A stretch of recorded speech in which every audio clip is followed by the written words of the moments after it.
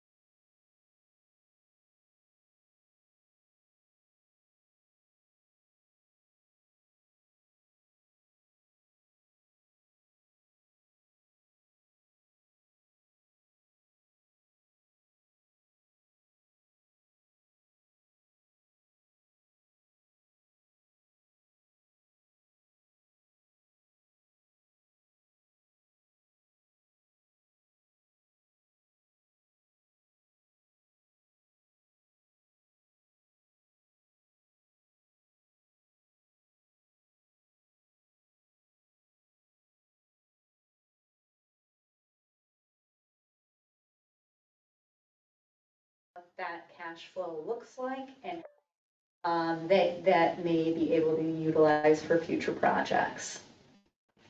Okay. Very good. So if you go ahead and open up the folder here on the right side, I have just a summary for you, and then also the general obligation debt book here. So if we want to take a look, grab that summary first, and then there's about a 15-page document here. So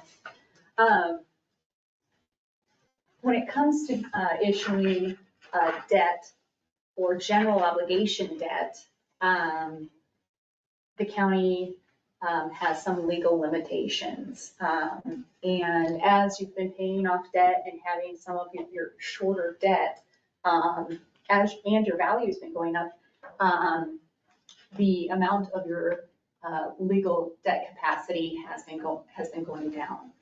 So how do you calculate the legal debt limit? The legal debt limit is 5% of the 100% valuation. So that is the total and the entirety value of the county before any of the rollbacks that are set by the state. And if you go to page 2 of the packet, I have 11 years worth of valuation data. You'll see the 100% valuation in that top left corner. So you'll see it was from about 1.3 billion all the way to 1.878 billion for fiscal year 2026. So average 100% valuation has been just shy of 3.5%. Then those columns to the right of there, the taxable value for debt service. So this is the value that is taken into account after the rollbacks. And the rollbacks have a certain percentage set by the state each year. And I put that historical data there for you. That growth has been just shy of 4.5%.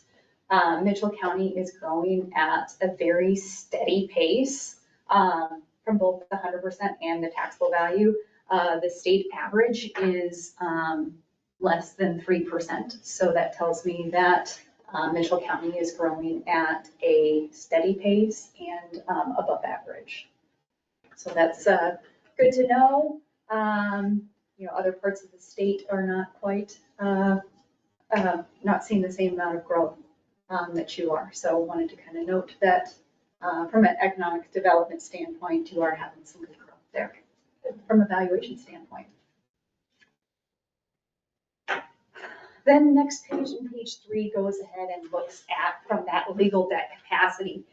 And it's For counties, since there is so much valuation, it's not always a number that we say, hey, this is what I am saying that you should borrow. It's more of a legal, it's a legal number that we take a look at. So for fiscal year 2026, I'm looking at this black line, black line, right below it, fiscal year 2026. I'm looking at that $1.8 billion number, taking that times 5%. So legally, the county can have 93 million in general obligation debt, meaning the full-fledged taxing authority of the county. It's definitely, like I said, it's definitely not a suggestion, but from a legal standpoint, that is the maximum amount that can be outstanding. For the majority of your debt, you're looking at the principal outstanding in that fiscal year that goes against that debt limit. And then also, if you make any TIF rebate agreements, so that you're collecting TIF dollars for, for a business and then rebating that back, that payment that year also goes against the debt limit.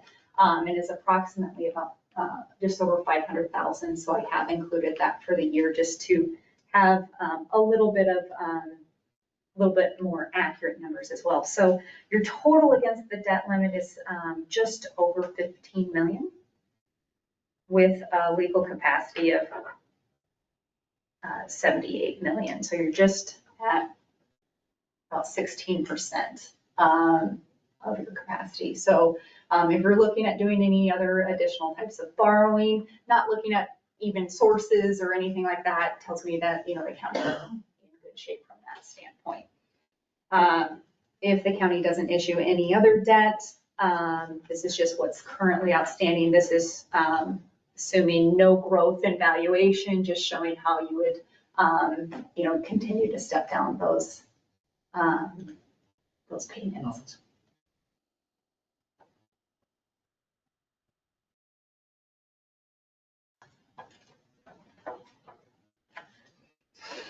The next page is, I would say, a little bit more telling of this 15 million that you have outstanding is it shows the total principal and interest payments that are due each fiscal year. And then how each of those payments are made. I will note that, some will say that, Mitchell County has a higher debt load. Mitchell County has never imposed a debt service levy. It has always been paid by some other source, whether it be a local option sales tax, TIF revenues, and then you do have some debt that is paid back by a special assessment through Valent. And then you do have some smaller notes that are paid back through the general fund for some other smaller land purchases. So if you see this other column there, those are just some pretty smaller, some smaller debts. But currently right now, based off of where the TIF revenues are, any debt that has been paid from the local option sales tax has actually been shifted to the TIF fund. And then you also have the special assessment, which is the Valent, the outstanding Valent bonds. So when you say a debt service levy, what you mean is that's what people would be paying with their property taxes Correct. twice a year. And we're not doing that. Yeah. Correct. Okay.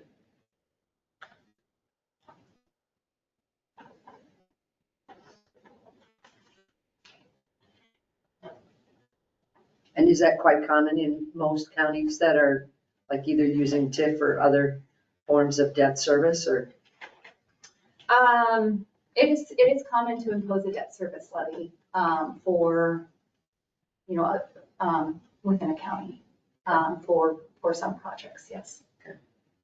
I would say the amount of projects and things that have been completed with the debt that Mitchell County has had,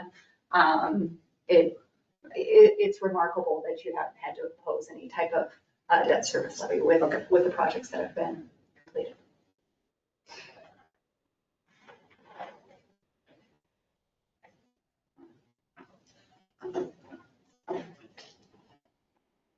The next page is after that, and I can go through in detail of each of these. But it's the individual debt schedules for each debt payment. Okay. And so it'll show the interest rate associated with it, call dates, if anything. Call dates are when the bonds are able to either be refunded or prepaid early. Where interest rates have been in the past couple of years at this point, there isn't any type of refunding opportunity for any of the outstanding debt. A lot of that debt was refunded in either 2020 or 2021 when you had those historical low interest rates, and anything that could be refunded was refunded at that time. And when I say refunded, I mean refinanced. I will note that the county did do a placement last year with a 2024A, which is an urban renewal note. That is actually outside of this debt capacity because it is not a general obligation note. Because the general obligation has the full-fledged taxing authority. That note from 2024 was just pledged to the TIF revenue. That's when we did our outstanding loan, it was through a local bank? Yes. Okay.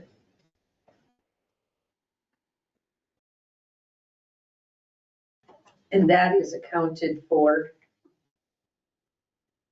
where within the packet? So I did put the debt schedule, and it's actually turned the opposite direction just to kind of give you an idea. It just is having a note that is a little bit different, but it'll say on page 15, urban renewal Yep. tax increment revenue bonds 2024A.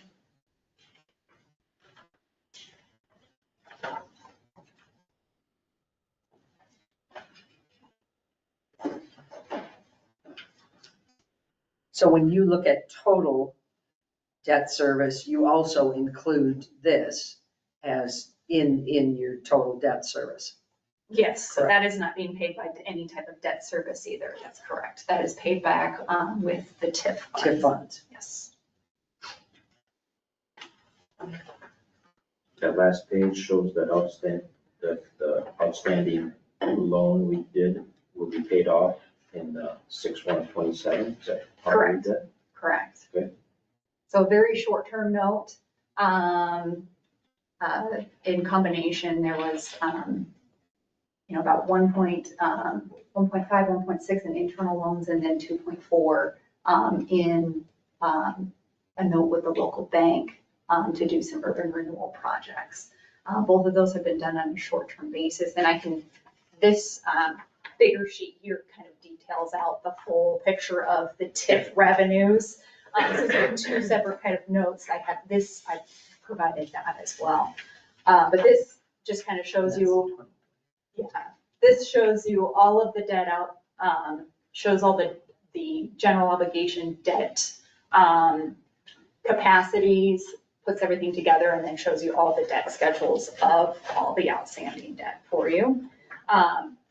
Then, since the county has primarily used TIF revenues to pay back any type of urban renewal debt, I put together a cash flow that projects the future TIF revenues that would kind of fill in for any type of projects that you're looking at going further.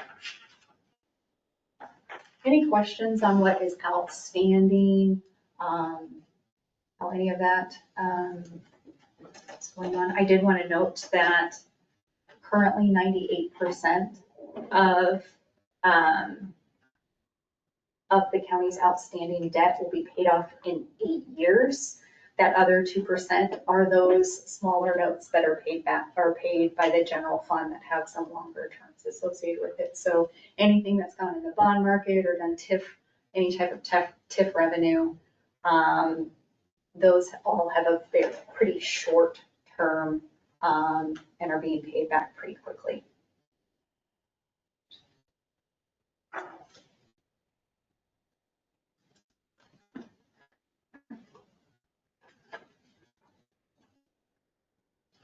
Any questions there? And as I understand it, each of these pages details out each of the loans that are recapped on the larger sheet, right?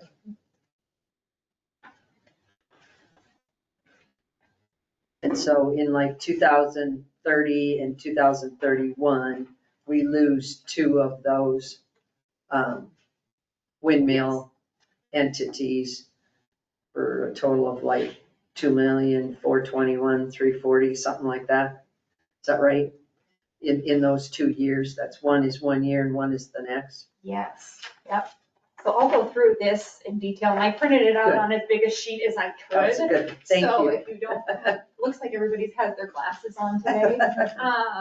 But I printed it out as big as I could, on this sheet for you. If I put it on the standard sheet, we'd be struggling. So, what I have here is I put the last couple years and then, future years of TIF revenue and then the debt, that is set to be paid. If we look at this green section here, that is the wind TIF revenue that is projected for the 3 wind farms.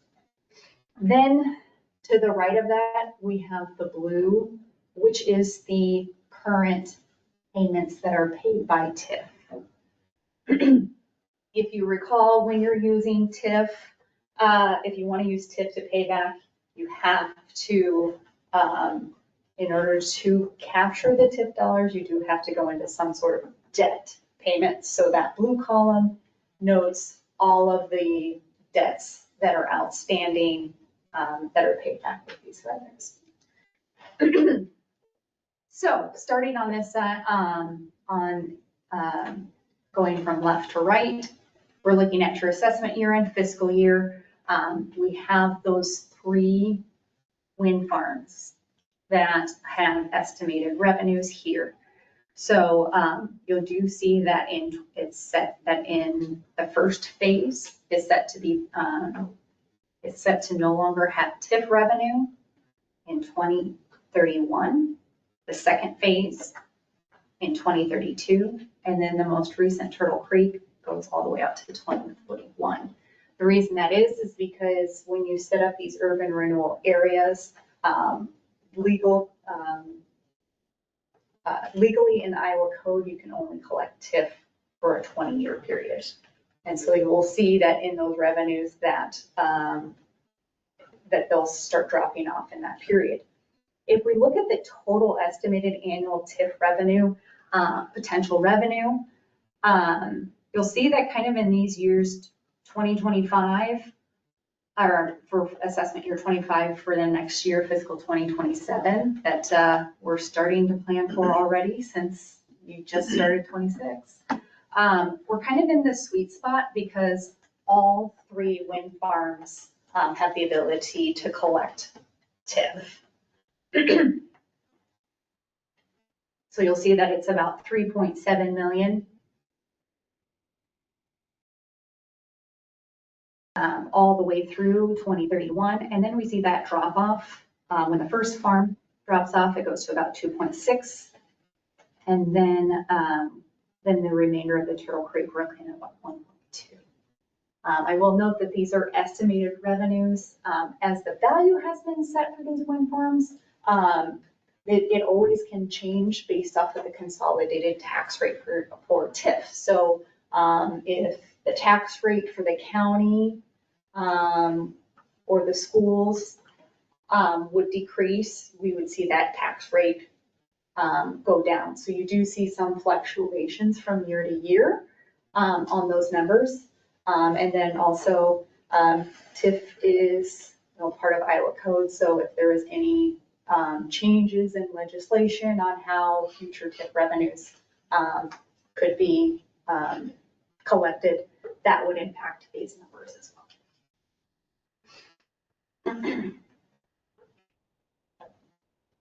Then I have this italicized column, which says total estimated TIF available to make debt payments. So you'll see this number's basically descends, takes basically the total amount available and then just subtracts for each year to show what's available. So for fiscal year 2026, there's approximately 36 million available for debt payments. Yeah, I need to walk me through that again. I lost where we're at. So Yeah. 2026, So if we add up the 3 wind farms. Okay. And then you'll see that $36 million number. And basically that's adding up the total of the wind farms from 2026 on, and so you'll see that that's a descending number because each year, you Debt collect payments one. are made. Well, the TIP revenue has been collected, so Yeah. that's Right. going down. So we're looking at the revenues available. But that is, some of that is already committed to your outstanding debt payments. So This that's is the total, the correct. total. So this is before we subtract what's currently outstanding. Right.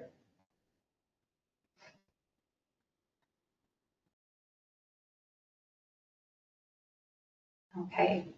So does everyone kind of understand those numbers here where we've basically just taken the total amounts of the TIF revenue estimated to show that, just show how those revenues are planned to be coming forward. And then we have the debt payments after that in the blue. So I've noted each of these individual principal and interest payments and when they're planned to be paid off. So this is the total of the principal and the interest on those amounts, correct? Correct. Okay. Because both principal and interest are paid back by, Yeah. by the TIF revenue. When we looked at the debt capacity, that's only the Principal paid, amount. the principal amount. So the only two that we currently have outstanding, well, 3, are the 2021A, the 2019A and B, and then we have the 2024A, and then the internal advance was paid off at the end of fiscal year 2025. So we've added those payments up for each year. So for fiscal year 2026, the total payment for wind farm TIF is expected to be $3,227,000. The total estimated revenue is 3.6 million, meaning that there is a little bit of what I'll call unused carryover that can be used towards future debt payments.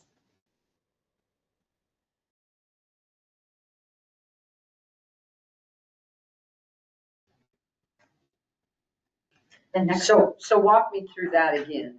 So your total annual TIP payment then, after you take off for those 3 and the 2024 includes that general obligation loan. That's the 2024A, correct?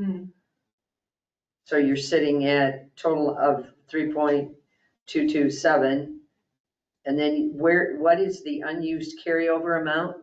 so this is based off of the projected TIF revenues is 3.6 million Gotcha. for fiscal year 26. Got you. And Okay. then your payments are Right. 3.2.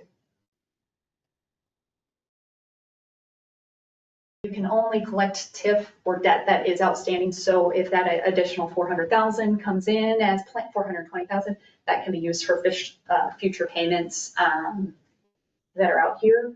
And then if you have additional TIF plans, they could be used in these future years coming forward. I was writing when you said that. I was going to ask you a question about that. Could you just say that again, please? Absolutely. So. As far as how it can be used, that Right. 401. Yes, so that, since you have current debt outstanding, that can be used towards the current debt that is outstanding. So it's possible that you wouldn't have to even collect even going forward. So that additional unused carryover is for future debt payments. Future debt payments, not outstanding ones that we currently, or, Future debt payments of current okay, outstanding debt. gotcha. So we could use that to make advanced payments on TIF, is that right?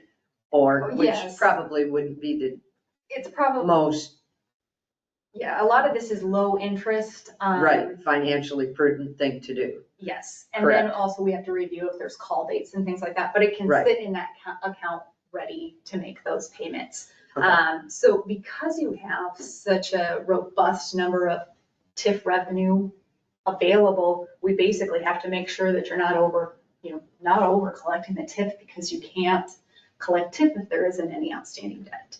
Gotcha. So I did add a column in here. So showing total TIF remaining. So that says total TIF debt remaining. So if basically it's saying $9 million. If that unused carryover was over, 9 million, you had 10 million kind of sitting in the bank account, you would have over collected the TIF. Got But at this point, the county has not over collected.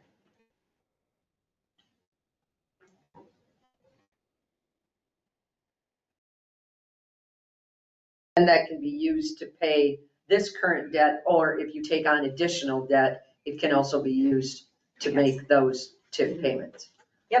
And Okay. so you're kind of sitting in a good spot for next fiscal year 2027 is with your current debt payments. We're looking at about 3.7 million in revenue with only 1.5 million in TIF payments, which shows you could make about, you'd have about 2.1 million that could be made for future or new projects. I know that you've started to put together some lists of what you're looking at for urban renewal projects.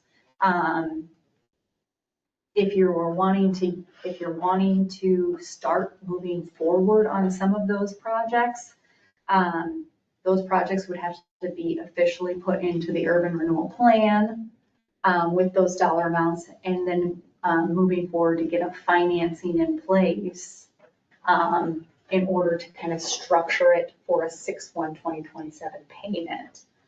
So I know you've started to get some legwork to get some dollar amounts for those projects.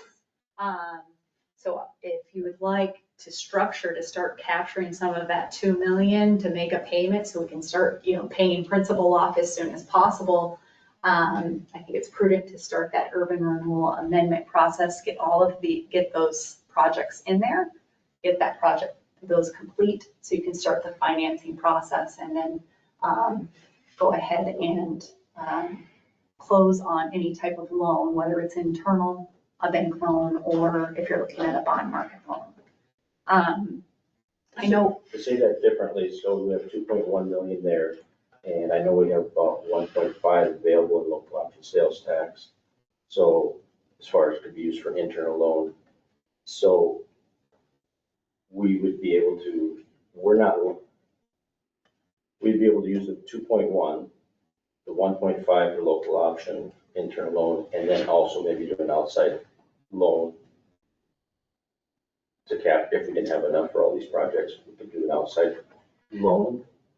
So you could use the 1.5 Yeah. million, but this future TIF revenue here, that would be up for a bond or any type of TIF. internal loan or Okay. bank, whichever type of financing you're looking at. So I guess what it does tell me is, the projects that you're looking at, it appeared to me to be somewhere in the $5 to $6 million range of everything.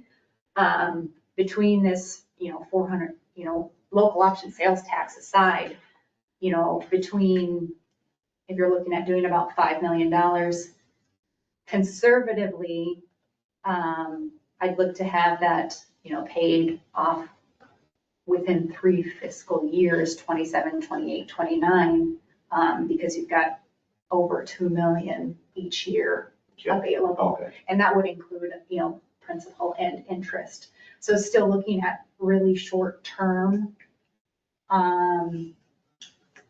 financing. I do want to, leave a little bit of cushion for, if there are other types of projects that come up, if there's any types of changes in legislation, things like that. I don't want to get you to a point where you're strapped. And I know that the legislative sessions have, they talk about TIP every year. It makes people nervous. So, I want to set you up to a point where, hey, if there is a change, and the revenues do dip, you're sitting fine and you're making your payments as planned. Or That's why I should we have a bridge that needs to be addressed like sooner than later or whatever, or, that there's some sort of a cushion or fallback in the local option sales tax? Yep, so, if you said, hey, we wanted to do 5 million now, we had a 3-year structure. In year 2, you could start a bridge, a year from now or a year later, you could, if that cushion's still there, you could help use the TIP revenue for a project if you needed to move something else further. So I'd want to structure it just to give you flexibility, to start new projects if you need to, and then also make sure we're paying it off as quickly as possible. So you're not paying a ton of interest. So how far do the projects need to be before you go ahead and do the paperwork for those projects? Because I had the understanding you had to have the project to a certain point, or the debt has to be incurred before. Right, that's a really good question. Because why would we pay debt on something that's not? Not starting Not right using away. Well, so there's one thing is if we really want to start, the way that TIP works is that you have to certify the debt. Right. So in order for fiscal year 2027, you have to have that debt certified by December 1. In order to start, and start making if you wanted to make a $2 million payment, let's say, in 2027 on a new bond, we'd have to have it certified by December 1 of this year. Otherwise, you'd be paying interest for that year and then starting into 2028 if we don't have the bond closed before that date. So there's that time constraint from a legal standpoint. Right. From a project standpoint, these bonds, we'd be looking at, based on the project, most likely we're looking at tax exempt borrowing, which has a lower interest rate than taxable borrowing. And that means that the IRS kind of gets involved. And so that means that there's certain spend down requirements. If you get bond proceeds, as a rule of thumb, you want to have those proceeds spent within 3 years. So you want to have your projects teed up to a point where you're going to start spending that money, ideally, within that first 6 months, and have everything fully, from a project standpoint spent, Within the 3 years. within that 3-year time frame. And that's all laid out in the TIP contracts, from what I understand, right? Or those. That would be in those. In each contract. In those from a construction standpoint, those would be laid out in those, and then some of those tax exempt conditions would be put into the bonds. Okay. In those legal notes, yes. So if I understand correctly, we had a couple of projects that didn't use their full amount of what was projected. Mhm. So there's 65,000 that's sitting there. Sure. So what that we have been paying interest on, correct? And, or walk me through how that functions now. So if you would. if you had a project and it didn't fully get paid off, Didn't use all the money. you didn't use all of the money. without going into specifics on what it is, but this is typically what would happen is you go back and look at that particular project, that particular note, and look at what was legally put into those documents. Did we say we'd spend it on 1, 2, 3, 4 items? If that's possible, you can shift it over to those.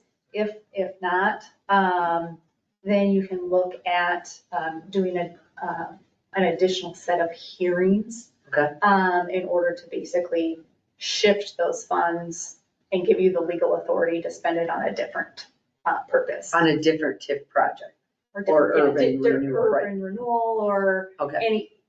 any other. There's no limitations as to how it can't just go back into the general fund kind of thing. It has to either be decommissioned. Am I right on Since that? it has been Has set to for be, debt, and then if you are going to use it for some other type of project. Right. Which would be, ideal, rather than just having it kind of sit into some sort of. Rather than decommission it. Yeah, and have it just And kind of use it. disappear. We just have to go through a legal proceeding, similar to the hearings you would take on a future debt. Right. Just basically getting the legal authority to shift those over. And your bond counsel, Dorsey and Whitney, John Danos, he would be the one that would put the final legal say on that. I'm just kind of the final, the finance person that's. But we could use more than likely that $15,000 and $50,000 since And it's shift lower it to a- interest rate from Yeah, that take those standpoint. projects, Take yeah, those take those project funds those and- dollars that were allocated since those projects are done and allocate them to new To projects. new projects, yes. We just have to contact John and do that. Correct. He would And- have to do all the paperwork and we'd have to have paperwork a for that. resolution. And if you're I would- looking at right. doing an urban renewal amendment and adding new projects in, I think, we'd probably just include it Right. at that time, so it's all part of the bucket, Right. of- Right. We discussed that. We should Yep. have as many as we can in one year. You don't have to do all the projects in 1 year, but get that. yes, get them all in that plan, and kind of, do it at that point, so when you're doing it, putting all those projects in that plan. Yep. Then, if you're looking at doing some sort of financing, maybe we do the hearings for this other amount as well, so that it can kind of basically Roll in. roll in and reduce the amount that you're actually borrowing for the new project. Is that something that you look into the books and then discuss that with John, or how does that, Rachel knows what that is, or how do we come up with that dollar amount? So John knows the dollar amount that we were looking at to do. If you want to just kind of pull some numbers, and then if we want to get a phone call with John, going forward to discuss that. If it's something the board wants to do, then it's more or less you two and John discussing it Yes. to make it happen. To make it happen. And if you're looking at holding some finance hearings, I would suggest getting through the urban renewal plan amendment and then holding those hearings at the same time as you're doing the new hearings. That would be beneficial. So you can kind of just clear that out. That'd be the clean way to do it. Yes. Yeah. That'd be one busy meeting, but we could do it. Sorry. Well, and just the way that it does work, Sydney, is the urban renewal amendment, adding the projects to the plan happens prior to doing the finance hearing. So you're going to have a meeting to set a hearing for the urban renewal amendment. You're going to add all those projects in there. You're going to hold that hearing for the urban renewal amendment. You'll complete it, and then you'll start the finance hearings, which would include possibly shifting over some unspent proceeds, and then a finance hearing that would include numbers from your urban renewal amendment and those projects.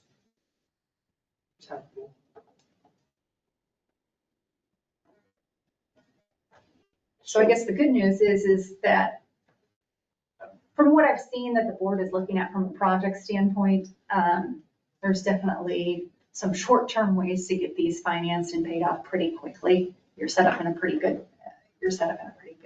position to do these projects, and move forward with them. Okay. And that was really the main point that I wanted to, with all of the numbers, is say, hey, from a debt standpoint, you're paying your debt down fairly quickly, and you still have the flexibility to continue to do things here in Mitchell County from an economic development standpoint. Okay. We've been working with John in order to get some of that moving forward. Now, to work with you, you've provided us with numbers and just made a statement that looks pretty good for the next 3 or 4 years as far as to have income coming in. To move forward with you, you need consensus from the board in regards to, okay, I will dig into the books more and look as far as how we can structure this. Let's just pick that 5 million number. I gave you the amounts that everybody has requested, whatever that comes to. And so you would look into things as far as what's available internally, and then we use that 2 million that's unused, and then also possibly an outside funding source. You could look into all of that then? Yes.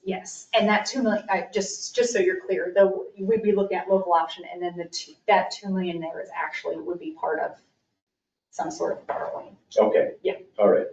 Okay. So yeah, if you're looking at local option and doing the internal loan, we're looking at that separately, and then this would be the borrowing, whether you're Okay. the borrowing, if that makes sense. So. Yeah. You would look into that, come back with us either by a Zoom meeting or first, whatever you want to do, and then give us that information. Give you that information.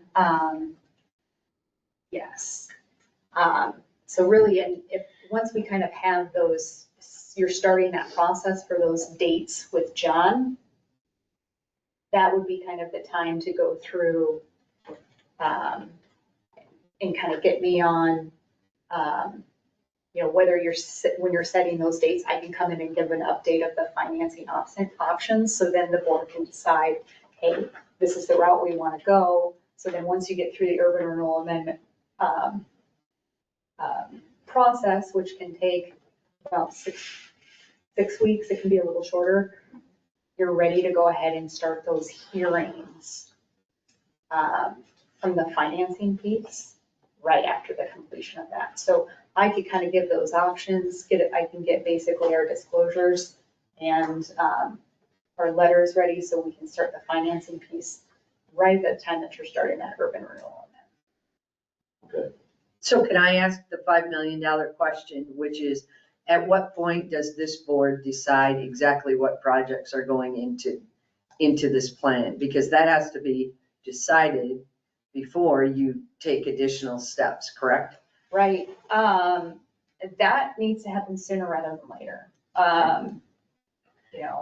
And the reason being is because you have to have that step done before you start the hearings. And then you get the hearings done, and then you complete the financing, and then we've got to get everything done by December 1. So really that first step is getting projects in the plan. I'm not sure where the board is on each of those projects, if they want to do all of them, or if the projects are even ready to get moving on. But it's always better to have them in the plan than not in the plan.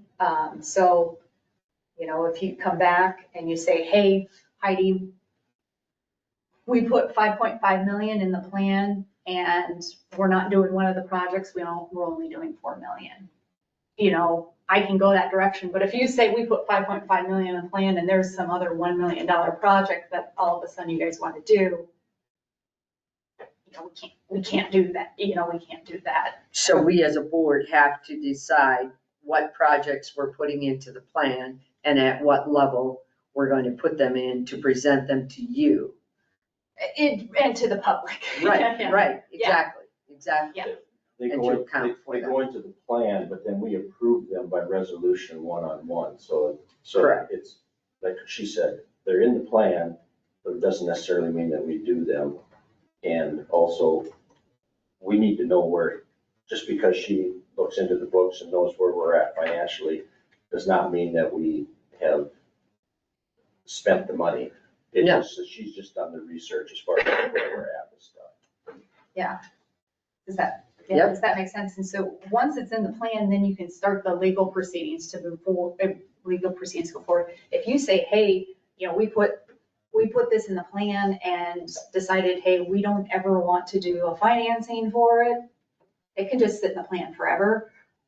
You just put one extra project in the plan, but if you do the other 4 or 5, So you don't ever have to decommission that because it's all part of one big bucket. you wouldn't have to.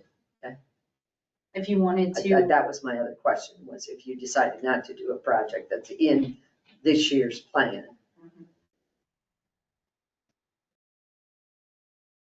I always want it to be as comprehensive as possible, but, Sure. plans do change, so, and with, what kind of revenues and things you have going forward, I'd imagine you're probably going to be doing an amendment either, if not every year, every 2 years, just, to keep up with basically. Keep current with what's going on. To keep current and, keep using these available TIF revenues. So I don't want to put, there's pressure to go ahead and put projects in the plan if we want to meet that December 1 date. But certainly if something happens 3 months from now, you can always make an amendment and add that new project for some future financing, future internal loan, if needed. If we get to the point where we're borrowing externally, like we did before, where we borrowed from a local bank, you took care of all that, correct? Yes. Is that the same way it would be? Yeah, just to make sure it's structured appropriately for the TIF revenues, and then also kind of negotiating those interest rates and, taking you through that path. Whether we're looking at, if you're wanting to do a local bank again, and then depending on size, if it makes more sense to do like a bond market deal, all of that, evaluate both of those options. And you'd research that as far as what's best for us in industry rate stuff. Yep, from I an mean, it's nice to keep the money in the county, I get that, but it also depends on the interest rate. that we're looking interest at, rates as so. well. The other thing I will note is last time it was done as a TIF revenue. Previously, hearings have been held through the Economic Development Commission. Authority, which those hearings have been subject to a petition. And so if the county would like to maybe try to get lower interest rates associated with it, I think talking with John about what types of hearings, whether you're wanting to do a TIF revenue or a general obligation finance hearing, and the pros and cons of that. And then, taking that best step forward. I don't remember what it was called, I can't remember, the name of the borrowing mechanism or the bond, but that was not subject to petition as far as the way we did it last time. Yes, and that's where it was the TIF revenue, the TIF revenue hearings are not subject to a petition. The general obligation backing with the economic urban renewal are subject to a petition, which is 10% of your last gubernatorial election. So if you had 1,000 people vote in the last election, if you had a petition for 100 that had 100 signatures on it, you wouldn't be able to move forward. But I will say that there is interest savings going through that general obligation backing. The reason being is that investors have an additional backing that if TIF revenues don't come in, the county could impose a debt service levy to pay that. So that's where you're getting, your investors have a little bit more guarantee that the payments are coming in. So something for future discussions on where those hearings will go forward. The main thing is starting starting that urban renewal amendment with the projects that you want in there. So then we can start making the decisions on those hearings and how those look too. In the code, they're defined as essential public and government purpose. So that's how it's defined in the code, so, which do not require a petition. Are not subject to petition. So the $100,000 administrative fee, can you explain how that works or how that functions? Or is that a one-time fee that we pay up front when we do our plans, or how is that dispersed? Can I ask that question? So is that an amount that you're looking at putting in the plan? He had recommended to use $100,000 Right. as far as administration fees, and it's paid by the tip dollars. We don't pay that out of the general fund, the tip dollars pay it. It's also, Right. This doesn't mean that this one's gonna cost $100,000. Let's just pick a number that this one is 20,000 or 15,000. That it comes off of that 100,000, and then the remainder stays in the urban renewal amendment that was created for future administrative fees for future things that we do if we do that. So I guess to answer that question is sometimes you'll have administrative legal expenses that are related to TIF. Sure. And if they're not listed in the plan, you can't technically can't pay include for them. So then you'll put in when you do a plan amendment, you'll put a dollar amount that's a not to exceed amount. Okay. So that if you receive a bill for, for legal expenses related to TIF, Rachel can pay for it out of the general fund and the TIF can pay it back. Gotcha. And then if you, Thank you, and then it usually will have like a 3 years on it or something like that. I haven't seen what it looks like, but if you only use 20,000 of the 100,000, you only use 20,000 of the, of the 100,000. It's just giving you a not to exceed figure, so that you're not putting the general fund or any other fund in a crunch for some sort of legal or administrative cost that may come with TIF. And those should be part of your TIF plan, or if they're gonna be spent, correct? Yes. Is that what, Yeah. that's what I read? Yeah. Are you reading on these or? I haven't read anything yet. You can ask some questions. No, I just, We've got some questions. I think you've answered a couple of these.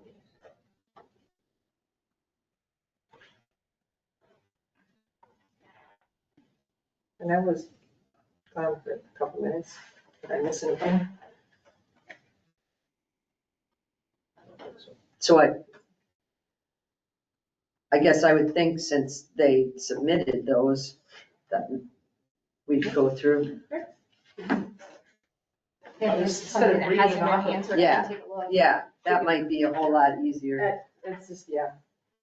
And then you can just go down the line and, You can tell us if you answered it already. Yeah, uncommitted wind TIF revenues. We've listed that kind of over here on that right side. 27 that amount. Approved number to. can you maybe give those amounts since we're recording? That would be Sure. great. Uncommitted TIF revenue is estimated at 27 million. Of that amount, how much is approved number to utilize in the form of a loan? That's kind of a loaded question. I would recommend, I only recommend using an amount for the projects that you currently have outstanding. I will note that 27 million does include principal and interest and would be the max amount. That 27 million is not, if you gave me projects for 27 million, I'd say we've got to go to the chopping block. Of the projects that you've looked at today for, around the 5 to 6 million, that's definitely appropriate for a loan amount. And you're getting the 27 million by taking those years that are left on the TIF revenue and adding them all up. So it's not that you have 27 million available today, Yeah, which is what you're expressing, if I'm not mistaken. yes, it's not Right. available It's yet. over that timeframe. So Over we that got- time frame. Right. There's also a lot of legal steps and Correct. finance steps, but it's a potential number, based off of, Right. where the value is The at. cumulative value of what we have left. It's not, come it's in. not a today number. Correct. Thank you. That answers a big question.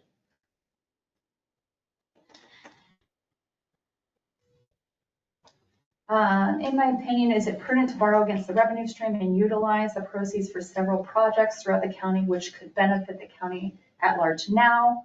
Or take the ultra conservative approach of only using current available funds? I will go back to my answer before is that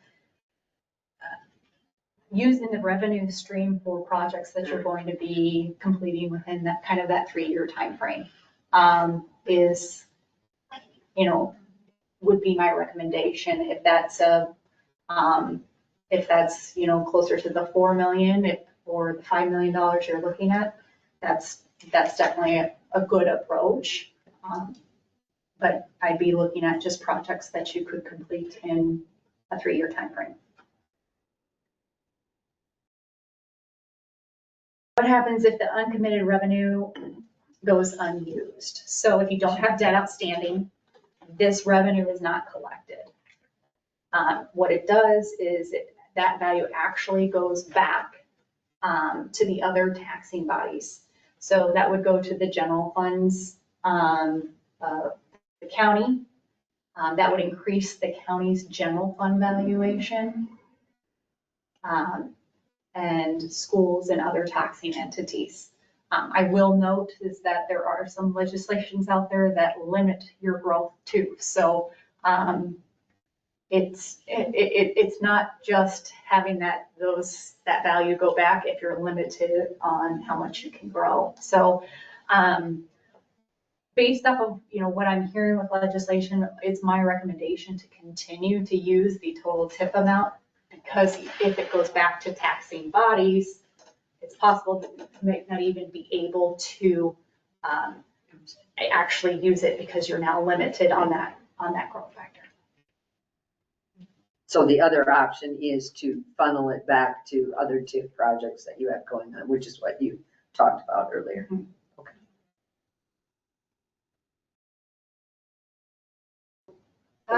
That's a good point. I never thought of that. So if it goes back, it's that 2% thing. Yep. And it's actually a negative impact to actually have that happen. Never thought of that. Because then we will be set, our levies will be. Never thought of that.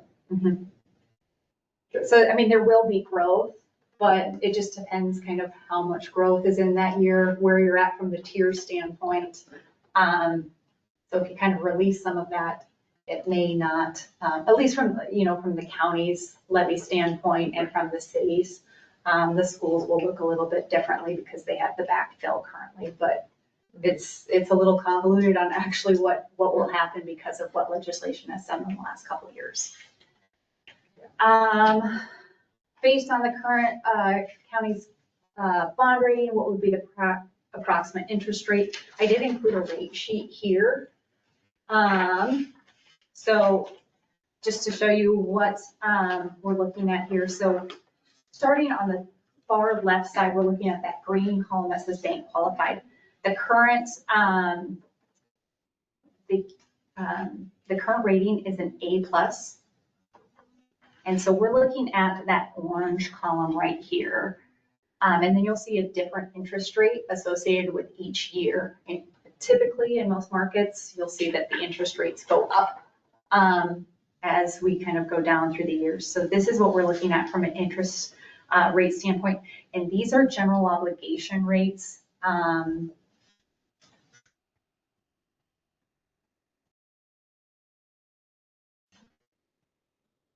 And then you'll see this blue column that says non-bank qualified. This is the interest rate that the county would receive if they were borrowing more than 10 million in one calendar year. You'll see actually, on this part of the curve, they're actually about the same right now. You usually don't, you're starting to see it different in that interest rate when you're doing a little bit more longer term borrowing. And then to the right of there too, I have taxable some projects. If there's a potential for public use and it's not private use, you may have to have a taxable rate associated with those projects. And that's what the taxable rates are currently. So we're seeing different, just to kind of give you an idea, that A+ rate is about 2.7% in 2028, and about 3% in 2031.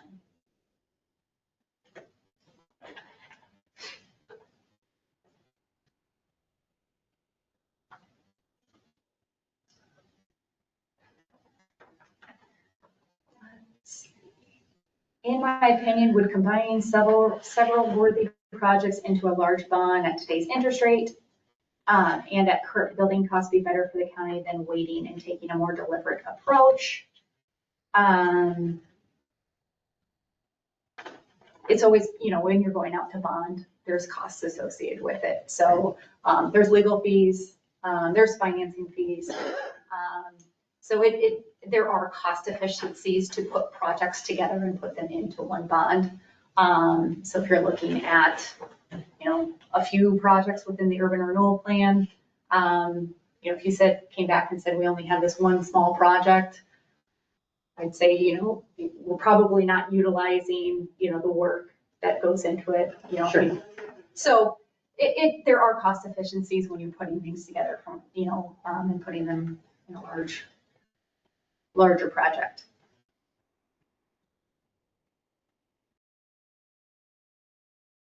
What types of projects are able to be encompassed into a program? So this is, most of these projects have been put into using the urban renewal law.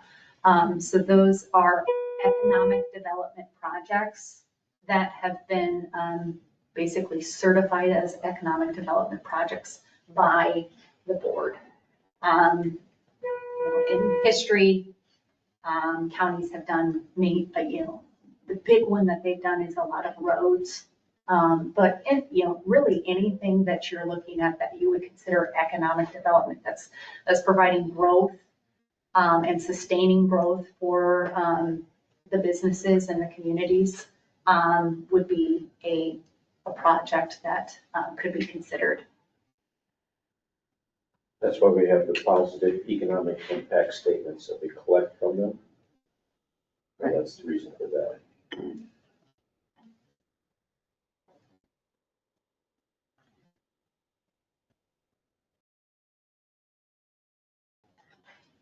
If other large wind projects are on the horizon, how do they impact the county financially? Just as I've kind of shown in the sheet, if there's a new wind farm that does come into the county, it would add more value. If you put it into a TIF district like you've done in the last ones, it would add more potential dollars for more potential future projects. Keeping in mind that they're probably a few years down the road because they have to build them They have to build them and then they have to be taxable. Yep, and then they have to hit that valuation and then those, that revenue takes time to step up. If you look at that phase 3, you'll see how the revenue stepped up over that 6-year period. So it does take time for that valuation to come in, but it, new growth, new valuation is a positive impact, sure, financially.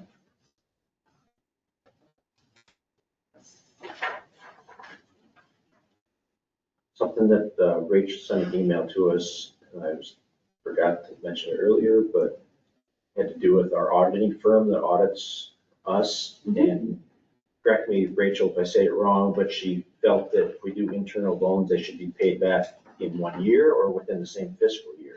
There's something with, if you cross fiscal years, would be something put in paperwork, or I don't really know. So if you wanted to cross it between fiscal years, that has come up with auditing firms in the past.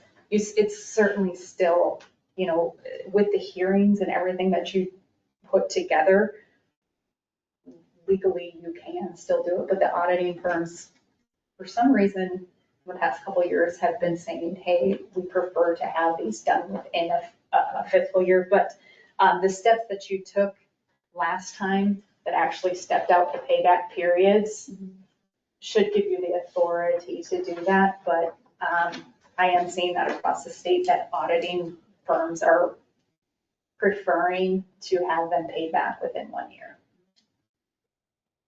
So if the board chooses to have you look through our books for their financing out, you would be able to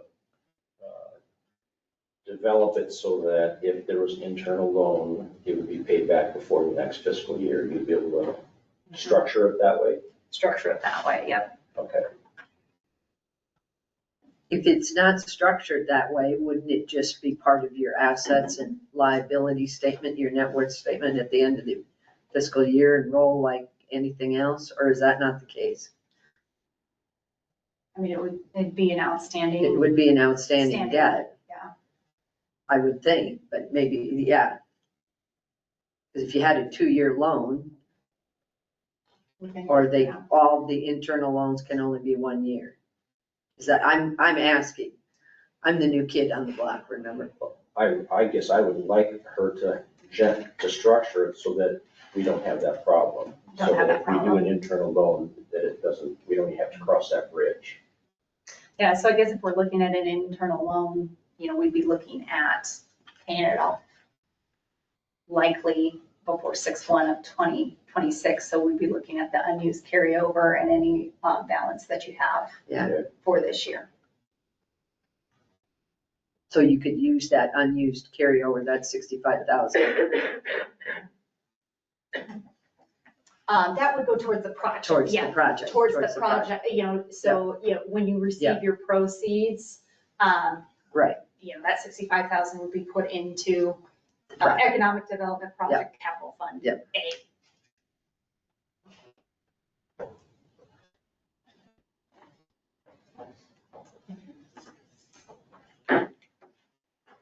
So we need an action on it today? Well, I put possible action, and I guess I don't know if it needs to be a roll call, but I guess I want consensus. Personally, I'd like consensus of the board to give her permission to start looking at our finances and see what would work. I would like that. I guess I'm unclear as to exactly what all projects have been presented to you, where you're coming up with that dollar amount. Am I the only one that's unclear as to exactly what all projects have been proposed? Conservation, daycare, Faith Home, Historical Society. The only projects we've been talking about.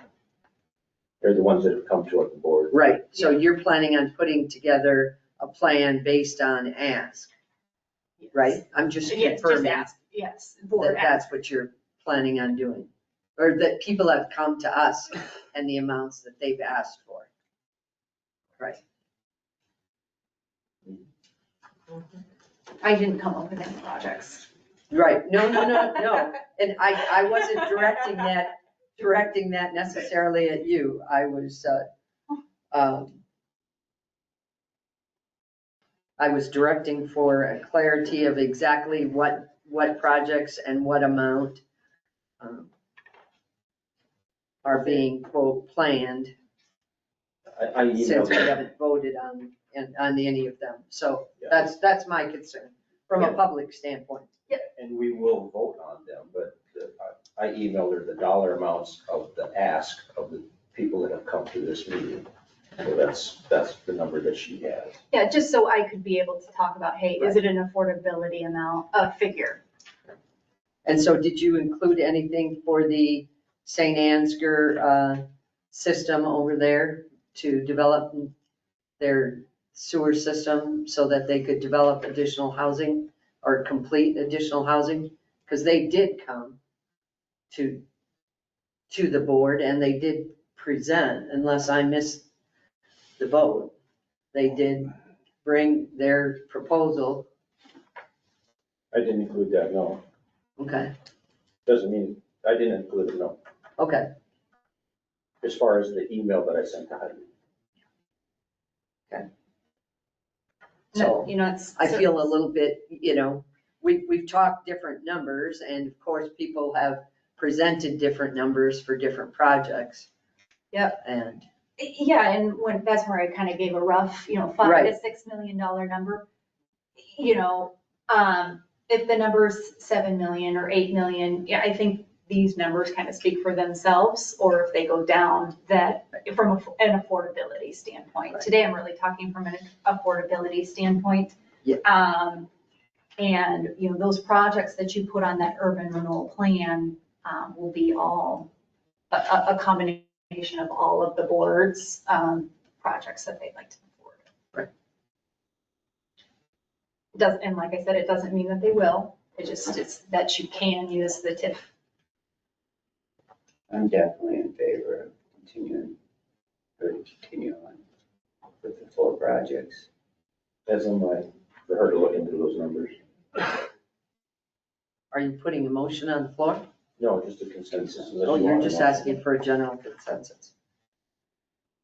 I guess I would like to lay out exactly what projects and, if you're planning on doing a multi-project TIF situation, that, because having received a couple of the other issues here in the last 2 weeks, for projects, St. Ansgar's daycare is one of them, then, What? that might change. What's St. Ansgar's daycare? That St. Ansgar daycare had sent that they are putting together a needs assessment for some remodeling issues, working on their facility over there. And it was just in the form of an email, so that they're, if in fact daycares can request dollars, then that there would be a request there as well. So that's why I'm asking, exactly what all are we including, so to speak? Or are we just using a dollar amount and going forward that way? And I thought St. Ansgar Daycare is brand new. It is. it isn't any newer than Osage's daycare.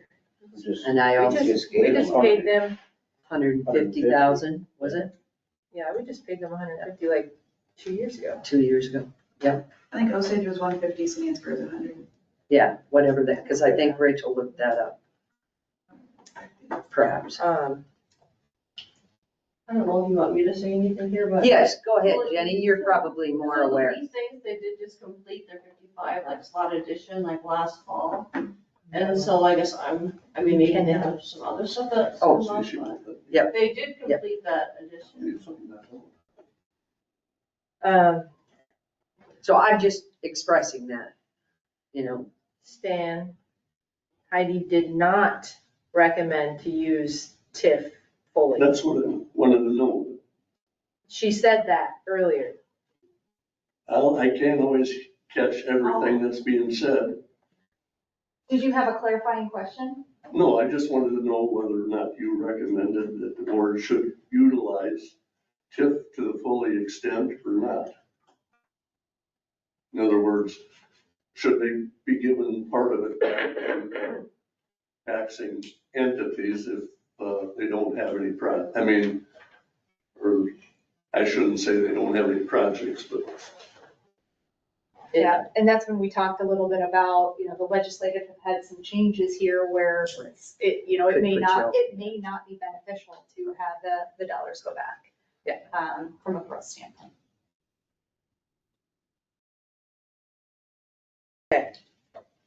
Well, if you want more projects, you're more than welcome to contact John and talk to him about that. We just have a consensus, or you guys want to vote on it?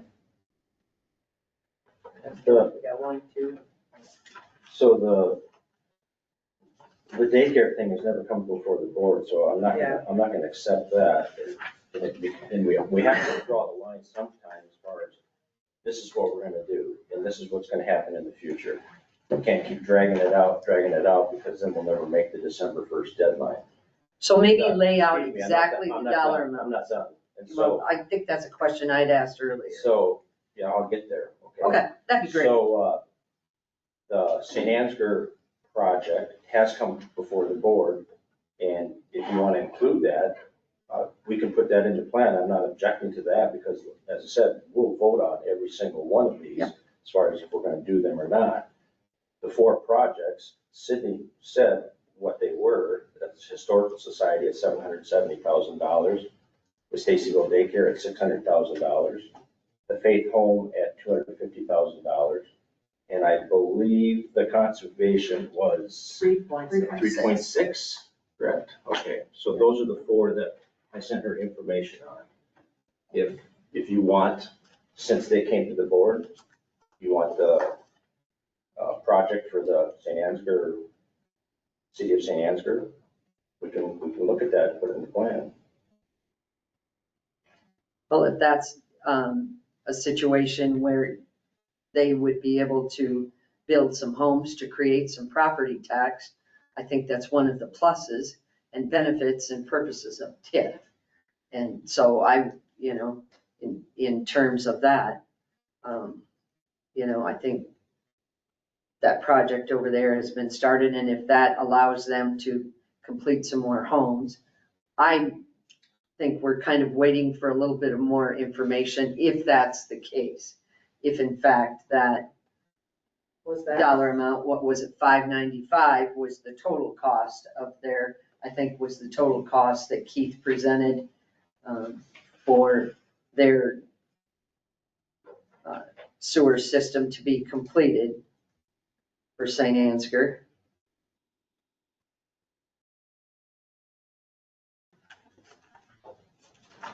So if the intent is just to throw into the bucket everything that everybody asked, then I guess you would need to include St. Ansgar's amount. Now, like you say, it all comes down to a vote on each one of those. And gosh only knows, Faith is not the only nonprofit nursing home. There are indeed 4. So I was mistaken in my evaluation because both Riceville and St. Ansgar and Stacyville are also nonprofits.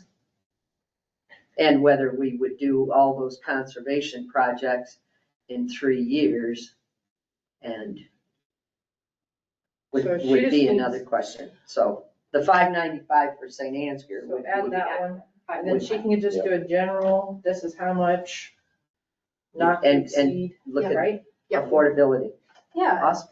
and I think, if the board has a consensus on, at least on what projects you want to put into the plan, to later vote on, getting those started and on a board agenda, later this August, would, then get you moving to make that decision, probably late September, on what projects you're actually going to move forward with from a financing standpoint, and moving forward and getting dollars for it.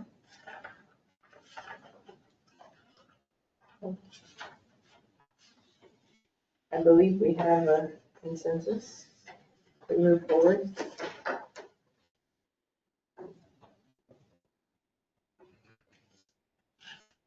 Any other questions from the board for Heidi?